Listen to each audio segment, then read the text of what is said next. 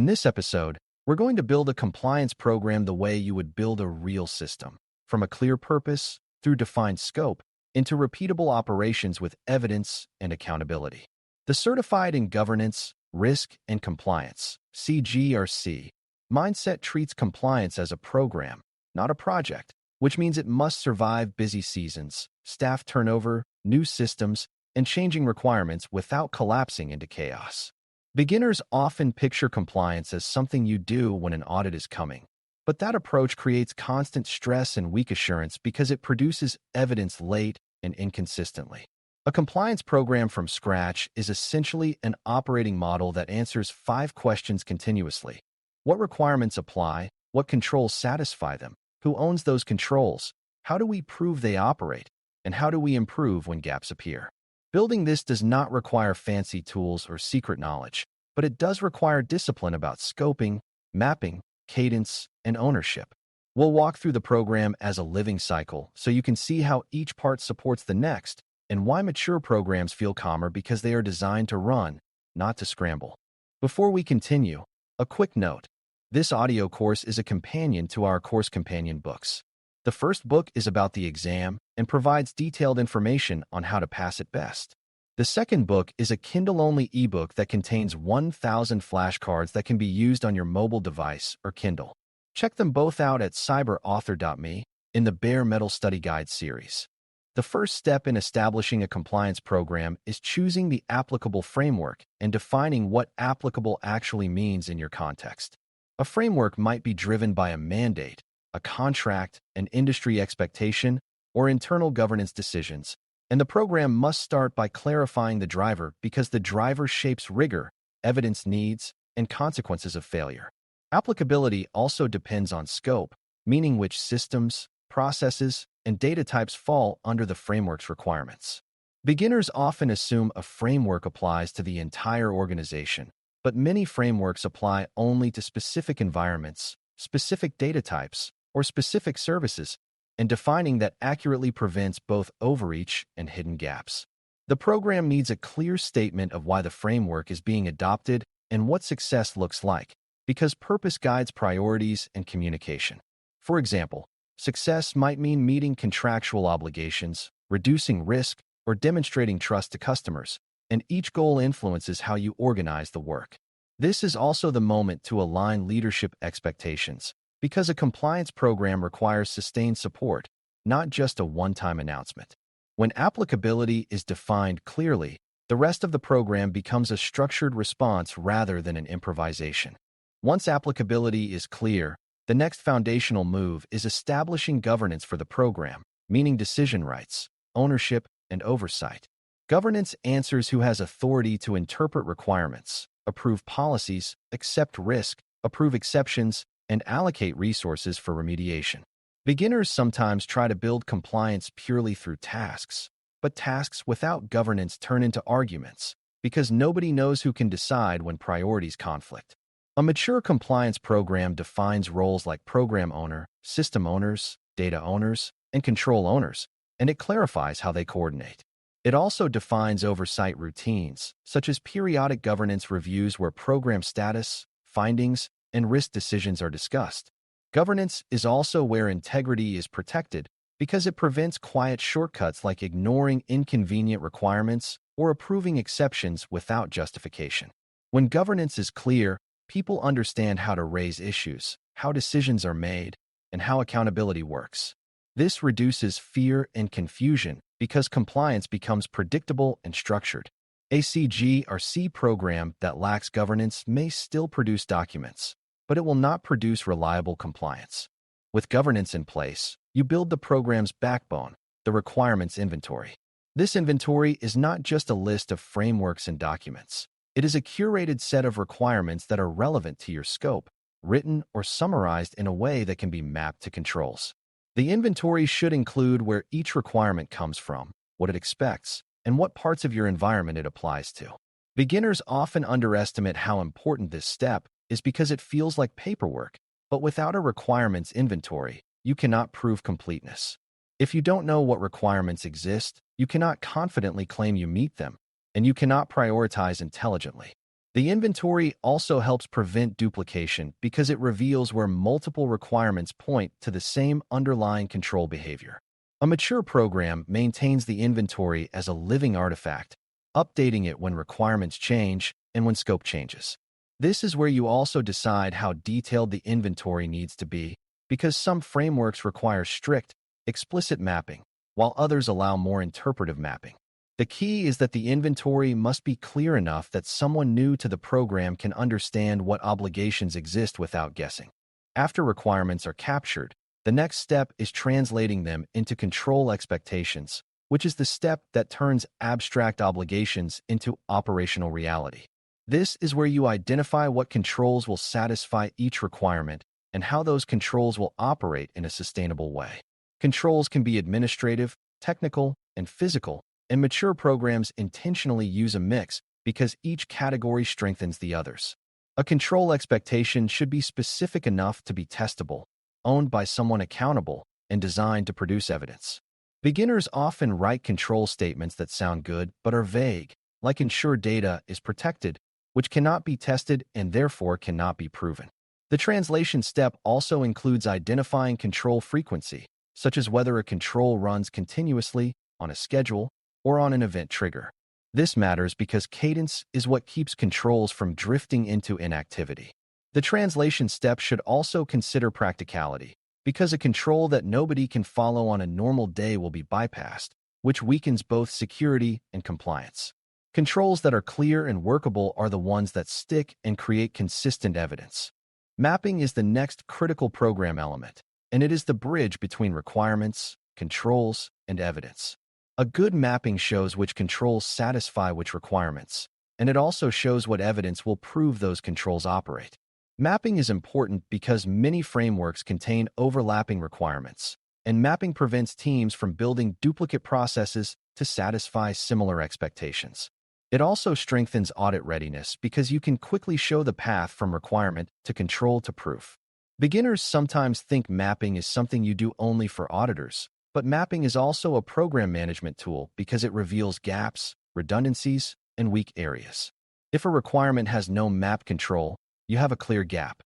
If a control has no mapped requirement, it may be unnecessary or may be an internal governance control that needs to be documented as such.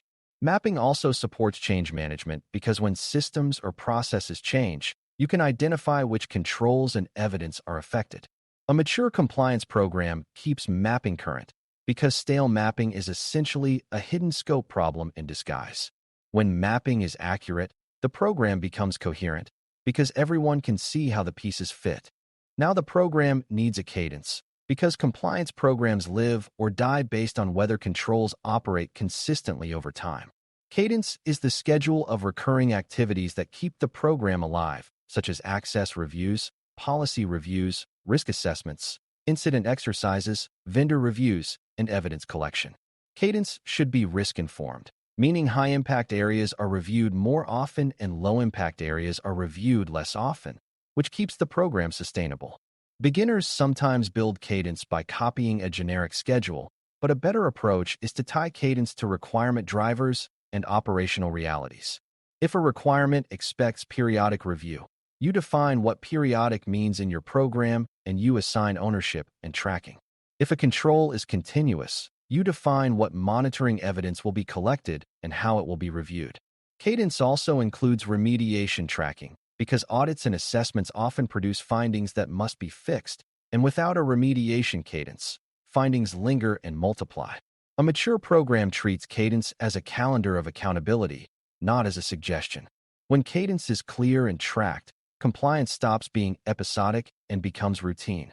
Evidence management is another core part of building the program from scratch, because evidence is how you demonstrate control, operation, and program integrity. Evidence needs organization, because evidence scattered across individual inboxes and personal folders is fragile and hard to defend. The program should define what evidence types exist, who produces them, where they are stored, how they are protected, and how long they are retained. Beginners sometimes assume evidence is just screenshots, but evidence can include approval records, review logs, tickets, policy sign-offs, training completion records, monitoring reports, and incident records. The important point is that evidence should be generated as a byproduct of normal operations, not created retroactively when someone asks for it. A mature program also defines evidence quality expectations, such as what details must be captured to make the record meaningful, including who performed the action, when it occurred, what was reviewed, and what the outcome was. Evidence management also intersects with privacy, because evidence can contain sensitive information and it must be protected and retained appropriately. When evidence is handled well, audits become calmer because proof is readily available and consistent. Every compliance program also needs a method for assessing effectiveness, because it is not enough to claim controls exist. You need assurance that they work as intended. Assessment can include internal reviews, testing activities, or independent evaluations, depending on the program's maturity and obligations. The goal is to identify where controls are failing, where evidence is weak, and where processes are drifting. Beginners sometimes fear assessment because they treat findings as personal blame, but mature programs treat findings as feedback about the system. Assessment also supports governance decisions because leadership needs objective information to prioritize remediation and resource allocation. A mature assessment approach focuses on both design and operation, meaning it checks whether controls are designed appropriately and whether they are executed consistently. It also checks whether controls are still appropriate as systems and risks change. Assessment results should feed into a remediation process with clear ownership and timelines, because assessment without remediation is just documentation of failure. When assessment is integrated into the program cycle, improvement becomes routine rather than reactive. Exception management is the part of building a compliance program that acknowledges reality without sacrificing integrity. Even well-designed programs encounter situations where a control cannot be met temporarily or where a requirement conflicts with operational constraints. An exception process provides a controlled way to handle these cases by requiring justification, defining scope, establishing compensating controls when possible, obtaining approval from the right authority, and setting an expiration or review date. Beginners sometimes assume exceptions undermine compliance, but unmanaged exceptions are what truly undermine compliance because they create hidden, uncontrolled deviations. A mature program treats exceptions as risk decisions that must be documented and monitored, not as informal workarounds.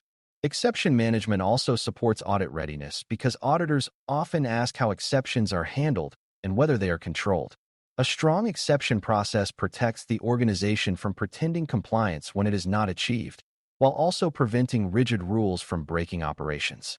It is a balance between discipline and practicality, and it is a central CGRC skill.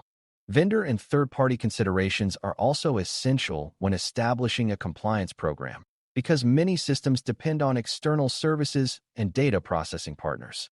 Third-party relationships can expand scope and introduce new requirements, especially when sensitive data is shared. A mature program includes vendor governance processes, such as assessing vendors for compliance capability, defining requirements contractually, monitoring vendor performance, and maintaining evidence of vendor assurance. Beginners sometimes assume vendors are either fully responsible or fully trustworthy, but governance treats vendor relationships as shared responsibility, requiring oversight. Vendor controls must be mapped to your requirements, and you must define what evidence you expect from vendors and how often you will review it. This is also where boundaries matter, because the program must define where vendor responsibility begins and ends and what your organization must do to protect data before and after it touches vendor systems. A vendor can be compliant and still introduce risk if you misconfigure access or if you share more data than necessary. A mature compliance program, therefore, includes both vendor assurance and internal controls around data sharing, access, and monitoring. As we close, establishing a compliance program from scratch is about building a living system that continuously answers what applies, what controls satisfy it, who owns those controls, how you prove they operate, and how you improve over time. You start by defining applicability and purpose, then establish governance with clear decision rights and ownership. You build a requirements inventory that is scoped and maintained, translate requirements into specific control expectations, and create mapping from requirements to controls to evidence.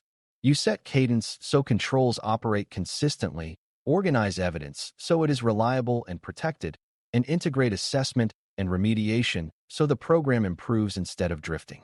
You build exception management to handle reality with integrity, and you include vendor governance because external dependencies are part of scope and risk. When all of these pieces are in place, compliance stops being a crisis and becomes a steady routine, which is the clearest sign of program maturity. This is exactly what CGRC thinking is about, not just knowing rules, but building a program that can demonstrate trustworthy, consistent operation over time. Thanks for listening. For more audio courses, daily newsletters, and more, please visit baremetalcyber.com.